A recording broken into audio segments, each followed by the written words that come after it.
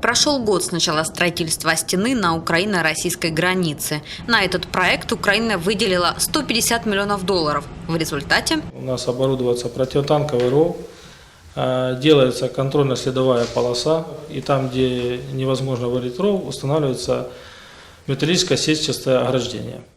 При этом понять, почему строительство первого этапа стены так дорого обошлось государству, сложно. К примеру, 1 метр установленного забора обошелся в $65. Его изготовил харьковский завод «Фрунзе». И согласно прайсу на их официальном сайте, забор из такого же металла, но более простой конфигурации, стоит не более $40 за метр. А эта яма, так называемый ров, должен защитить Украину от танков.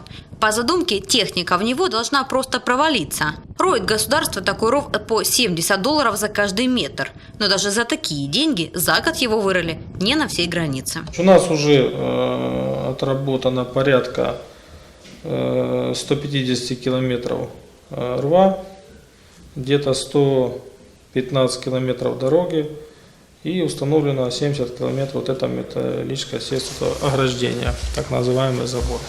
Из скольких километров всего границы Харьковской? Ну, порядка 300 километров. То есть где-то половина? Где-то половина уже. И все. Остальное – тепловизоры, камеры видеонаблюдения, сенсорные кабели, которые показывают журналистам во время пресс-туров харьковские пограничники, на самом деле не более чем выставочный экспонат. На эту технику средства еще не выделены. В приграничных селах ров не выкапывают. Пограничники говорят, что это в целях безопасности местных жителей.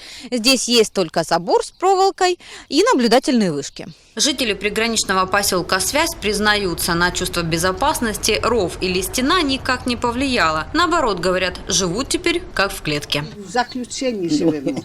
Мы тут как в заключении живем. В лес ходили за грибами и гулять. А теперь нас туда уже не пропустят. Разделила семья и семьи. У многих местных жителей по ту сторону ограды остались родственники. От нас село километр, Журавлевка называется. Это Россия, там моя дочка живет, детки. Но теперь их сюда не пускают. Говорят, надо загранпаспорт и через центральную таможню. Раньше, говорят, местные жители к родственникам ходили через поле. Теперь поле пересекает стена.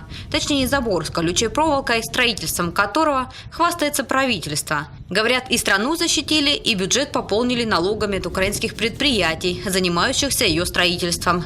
Завершить стену планируют в 2018 году.